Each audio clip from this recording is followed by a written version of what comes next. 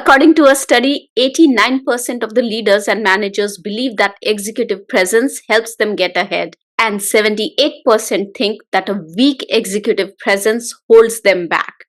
Executive presence is critical for career growth, and in today's video, I'm going to share with you 5 steps that you can use to build and practice your executive presence.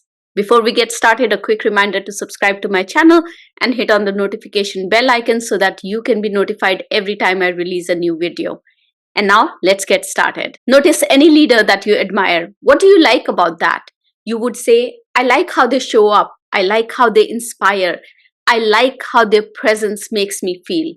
So it's some type of elusive quality that leaves you with a specific memory or feeling about them. So what is executive presence? Executive presence is a combination of how you show up, how you communicate, and how you make others feel in your interpersonal interactions that causes you to stand out and be memorable. It's a combination of gravitas, authority, and expression. I've often had people come to me and ask me for help to build their executive presence. So, what do you need to do to build your executive presence? The first thing that you need is to address your confidence. Almost all of us have been told by our managers and leaders that we need to build executive presence to get to the next level. The pressure of building it makes us start doubting our ability. You might feel that you do not have the required skills or competence to succeed and progress in your role. You might feel that you are a bit out of your depth. You might compare yourself to others and think that they are more competent than you.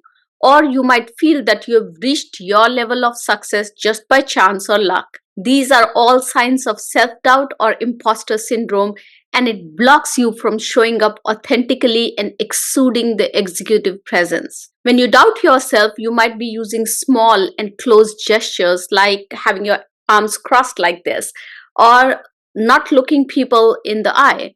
Self-doubt also impacts what and how you communicate. You constantly judge yourself and assume that you're constantly being judged.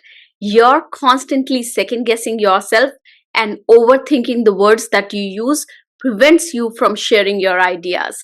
And all this ultimately prevents you from showing up, communicating, and interacting with people in the way that makes you memorable. So, what can you do to keep your confidence high?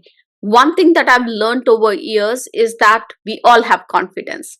It already exists in our system. So create positive affirmations that reinforce your capabilities and potential. Repeat these affirmations regularly to build a positive mindset.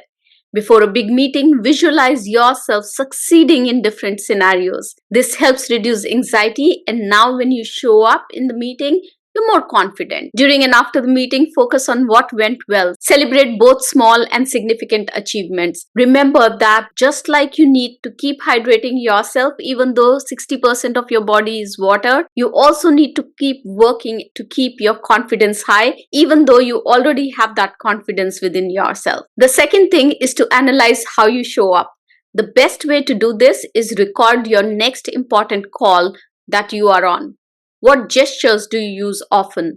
Notice how you speak, volume, speed, and the pauses. What facial expressions do you have? Do you use good eye contact? Do you smile? All these things form a significant part of your executive presence, and they help you create the image. Once you analyze how you show up, make a list of things that you like about how you show up, and another list of things that you would like to change. Leverage the list that you like to keep your confidence high, while work on the things that you do not like to further boost your confidence. Be consistent in your approach to review the future calls and assess how you show up better every time. The third step is to take a people-first approach. Executive presence is all about how others perceive you. So you really need to hone in on what you want people to think and feel when they meet you or when they interact with you. This approach stops you from being distracted by self-doubt. It takes the focus away from you and puts the focus on the interaction and the situation and the other person. Taking a people's first approach is really helpful because it gives you guidance and direction as to how you should show up in specific situations. It helps you create the emotional journey with your communication, your confidence, and your charisma that you want your audience to go through when they interact with you.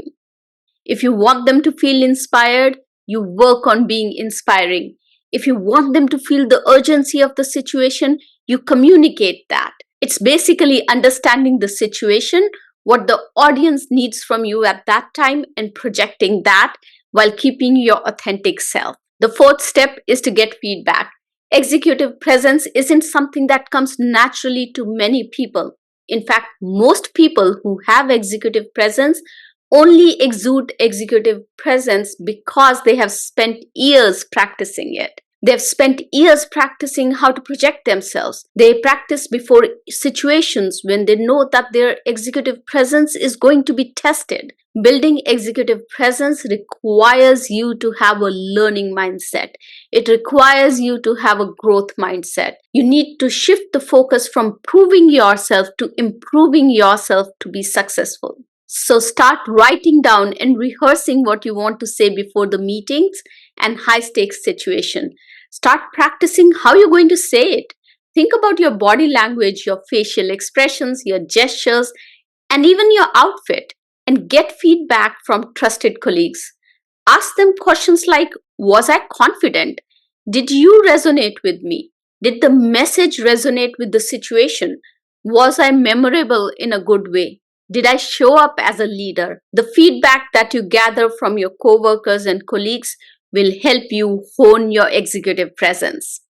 And the fifth step is to rinse and repeat. You cannot build executive presence in a week or in 4 meetings or in just one interaction. You have to continuously work on it.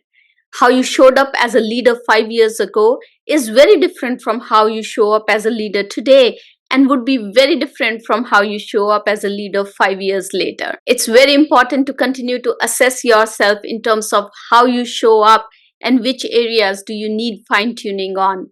As you grow in your career, the areas where you thought you were skilled, like communication, might require more work too. So the techniques and the affirmations that you use would change as well. And that's why I said what I said before, that to build and practice executive presence, you need to adopt a growth mindset. It's the art of being. It's a journey. It's not a destination. So those were the 5 steps to build your executive presence. I would love to hear from you. Which positive affirmations do you use to stay confident? If you found this video helpful, I would love for you to subscribe. Over 80% of my audience is not subscribed to the channel, and you subscribing would mean the world to me. Thank you so much for watching. Have a successful week. Bye-bye.